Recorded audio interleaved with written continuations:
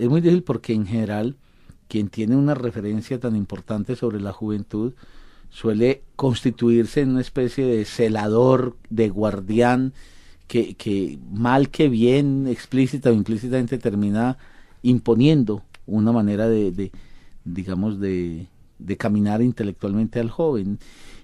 Toño no, en Toño había eso y yo sí creo que habrá que reflexionar sobre ese efecto magisterial que tenía que ver con el aval que él le daba a los jóvenes, con esa confianza a veces que nunca era de la ingenuidad, nunca era de la ignorancia o de la criticidad, sino como un confiar en que el destino de cada uno tenía también su propia marca, su sello, y que la función de él era hacer un respaldo. A mí me gustaría, Gloria, en esos años de Toño... Pero entonces, perdóname, Dale. ahí sí quiero acotar algo. Y es que yo sí creo que en la vida de Toño, o que logró asimilar de una manera muy profunda una idea de Nietzsche, pensar por sí mismo. Y yo creo que eso era lo que Toño hacía y lo que quería que los otros hicieran. En ese sentido, ese respeto tan grande y ese dejar que ese, lo que tú llamas el respaldo, sí, es que la persona haga su proceso, haga su recorrido, con errores, con metidas de pata, como sea, pero que lo haga. Entonces yo no sé, Toño sí logró yo creo que asimilar eso muy a profundidad y saber que cada persona tenía que hacer su recorrido.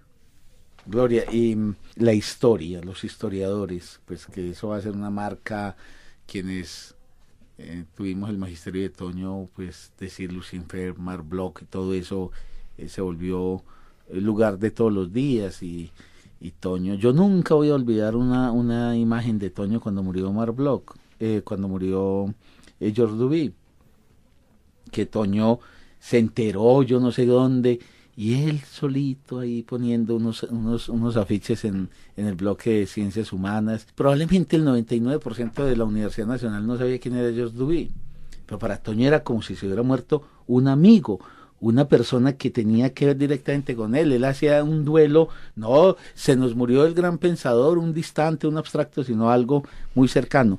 Esos historiadores tan claves en su vida, Bloch, Febvre, Brodel, Duby, son historiadores que le llegan a él en estos años que estamos reseñando, antes de los 20, o la historia, y vos tenés mucho que hablar porque sos historiadora, la historia llegó a él después. La historia llegó después. Primero estuvieron la literatura, el arte, que ya les conté que le vino pues por el tío médico y por esa familia, la familia de su abuela, y Nietzsche, la filosofía, y yo diría que por último llegó la historia, que la historia, un poco el fortalecimiento de su relación con la historia vino de su trabajo, de ganarse la cuchara, pues para que lo digamos vulgarmente. A Toño lo habían echado, pues a Toño lo echaron de la Universidad de Antioquia. De aquí de la Universidad Nacional también lo echaron, en la época de la represión más fuerte en los años 70. Entonces Toño finalmente quedó en el aire. En la época del doctor Darío Valencia volvieron a reincorporar a Toño a esta universidad, pero Toño fue echado, o sea, la actitud contestataria de Toño, o sea, lo echaron con el argumento de que no tenía el diploma de abogado, aunque había terminado sus estudios y había sido juez, pero realmente lo echaron porque era de izquierda, porque Toño, pues, lideraba en cierto sentido, pues, el pensamiento de izquierda en la Universidad de Antioquia, en la Universidad Nacional. Entonces, pues finalmente lo vinculan al Departamento de Humanidades de una manera permanente y de allí del Departamento de Humanidades sale la carrera de Historia y el Departamento de Historia y Toño pues queda allí de profesor de planta. Pero yo creo que Toño nunca se imaginó ser profesor de planta de ninguna parte, pues porque Toño pues sí era muy contestatario.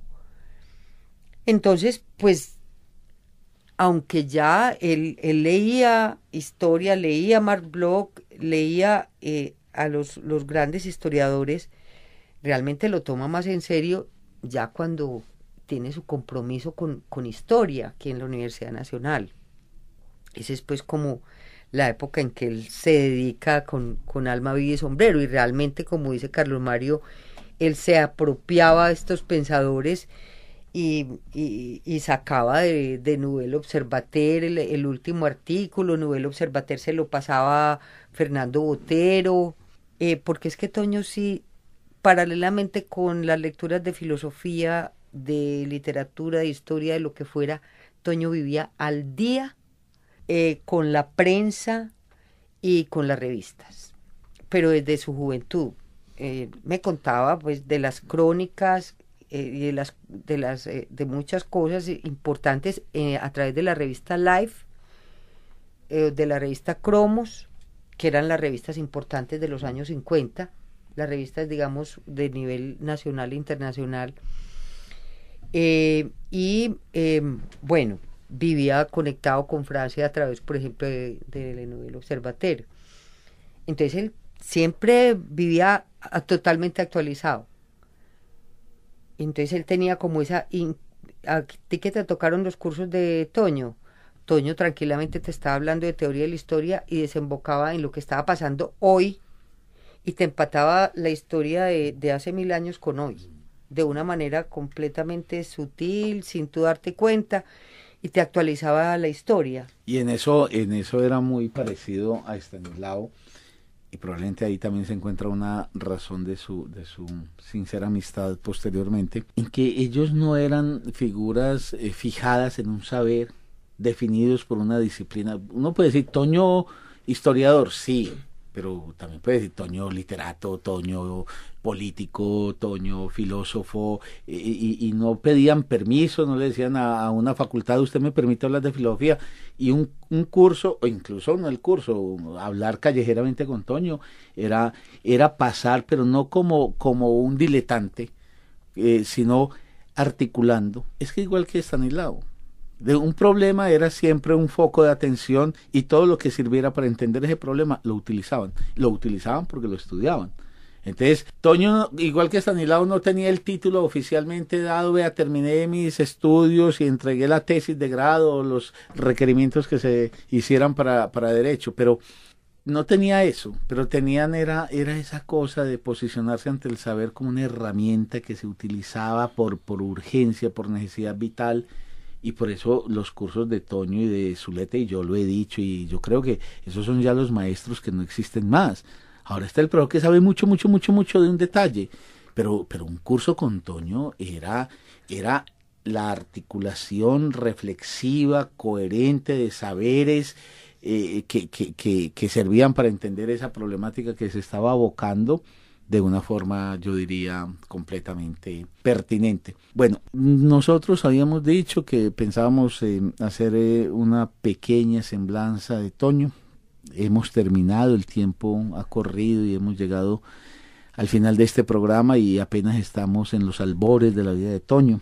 Sin embargo, estoy seguro que los oyentes compartirán conmigo que esto es riquísimo y es una oportunidad muy grande de dejar registrado, no solamente en el oído de ustedes, sino incluso en el material de grabación, esta semblanza, este recorrido vivencial que hacemos de Toño. Entonces, amables oyentes, queremos despedirnos hoy y invitarlos para que la semana próxima nos acompañen, porque vamos a proseguir esta conversación tan amena, tan rica, tan nutrida de ideas y de hechos que nos está haciendo Gloria. Nadie más autorizado que Gloria para hablar de Toño, y no hay problema, nos llevaremos el tiempo que sea necesario, porque creo que Toño Restrepo es alguien que se merece una memoria detenida y una memoria profunda. Entonces, hasta la próxima semana, nuestras más sinceras, diría yo, como peticiones para que Toño sea no solamente objeto de esta evocación, sino ojalá que empecemos a abrir los libros de Toño y a estudiar a Toño. Recuerden nuestro correo electrónico para que nos envíen ahí todos sus comentarios a propósito pues de este homenaje: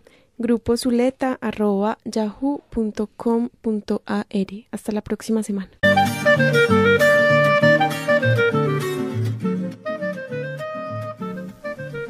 Recordando a nuestros maestros. Un espacio para conservar y preservar la obra de los grandes maestros.